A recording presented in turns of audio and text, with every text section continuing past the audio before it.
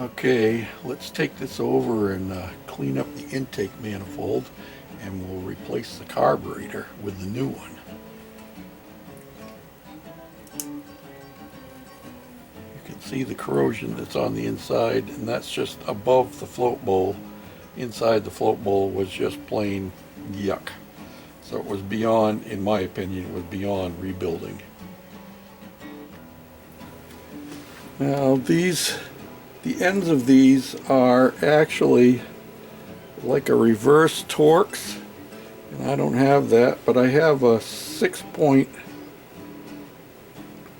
4mm socket that fits on there pretty snug, and it takes that off pretty good, like you can see. The bottom one, however, was stuck on there pretty badly, so I ended up having to use a pair of vice grips back in here to get it to come off. So let's get them off of there. Now that this has been broken loose, it works fine with the socket.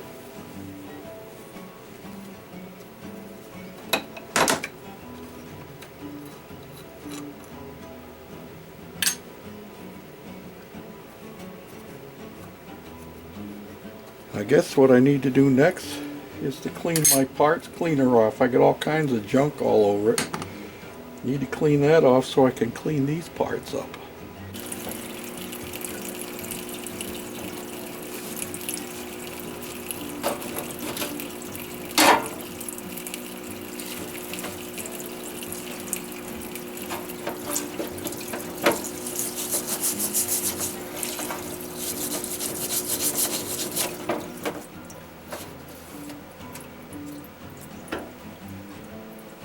There we go. Other than a wire brush, this is my favorite parts cleaning brush right here. All it is one of those cheap 50-cent stain urethane brushes, and I cut the bristles down a little bit shorter so that they're a little bit stiffer, and it works better, in my opinion,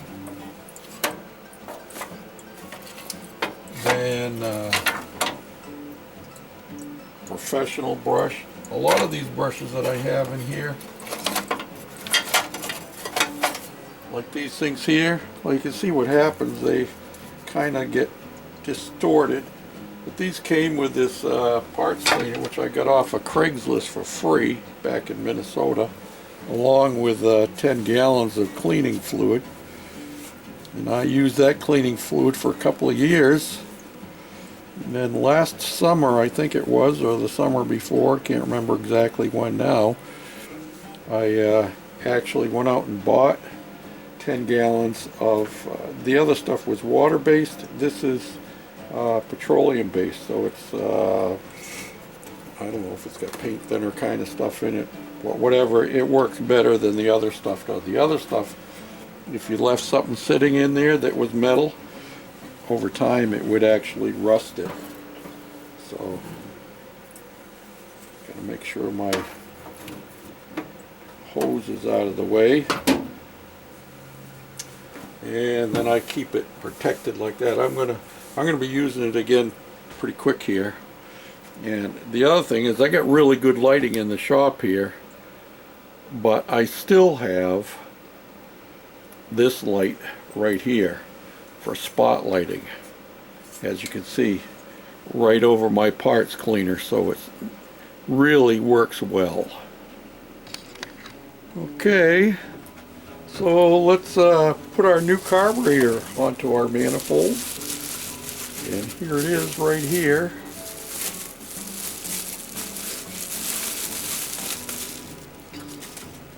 Look at that baby. Is that nice or what, huh? I notice it has a new plastic insert, or rubberized insert here. That's a good thing. Yes, sirree, Bob. Now, if I can remember exactly how this goes on here, I think it goes this way. Yeah, so that's the top there. Thankfully, they are giving us a new gasket.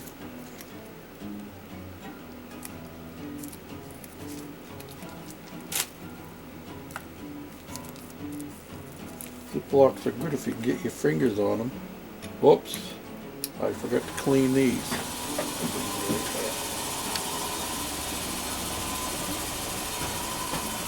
And now you can really, if I get it over here right, you can really see the ends of those the way they are. They're 6-point. I wonder if I'd have been better off if I'd had a, see this one here, I kind of got it messed up a little bit because it slipped in the socket. I wonder if I'd had a 12-point socket, if that would have worked better. Don't know. Done now anyway. So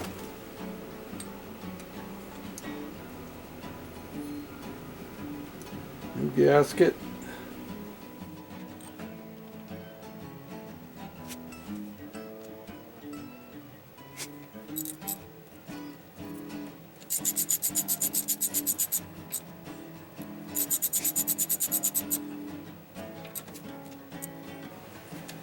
Okay. Now we have the carburetor mounted, and there are 2 wires. Let me get you off the stand here, and I'll take you down so you can see what I'm talking about. You didn't get to see me putting this little dooflicky on here, but this thing here only has one side that's open, so when you're putting it on, got to make sure you get the point headed into the open side. Maybe I can show you better on the one that I took off. See that? One side is open, the other side has a back on it. See, that's the back, and there's the front side.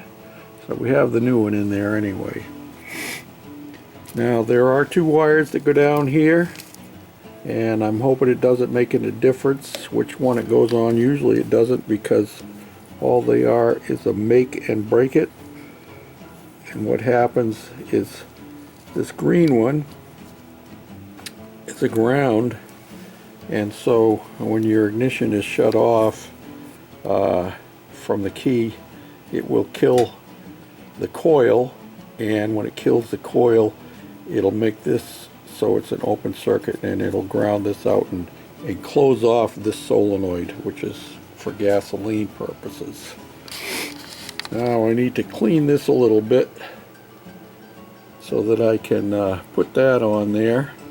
And before I put that on, I'm going to need to do a little bit of repair, because the end on the top of the air filter canister here, or intake, I guess that's what you'd call it, is broken. This is already broken. Somebody had fixed it once before, but it didn't stay fixed. So we're going to try doing some plastic welding, I think, maybe. See if that'll fix it better.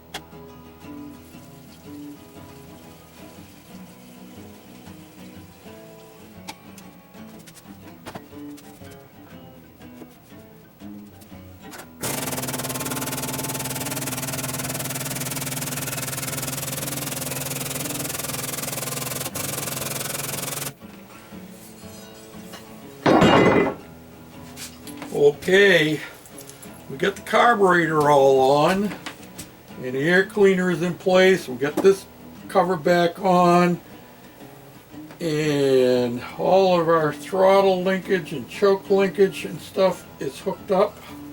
As far as I can tell, it is all working properly. So the next thing to do, now you saw me putting the gas in. I cleaned the tank inside and out, and I've got all new fuel line, clamps, fuel filter. I put some oil in it. I didn't fill it up because I'm going to run it for a little bit and then I'm going to drain it off and change the filter. I already have a filter for it that I had bought earlier in the summer. So the next thing to do, I guess, is to hook up the battery and then to chase down my electrical gremlins. Hold on to your hats.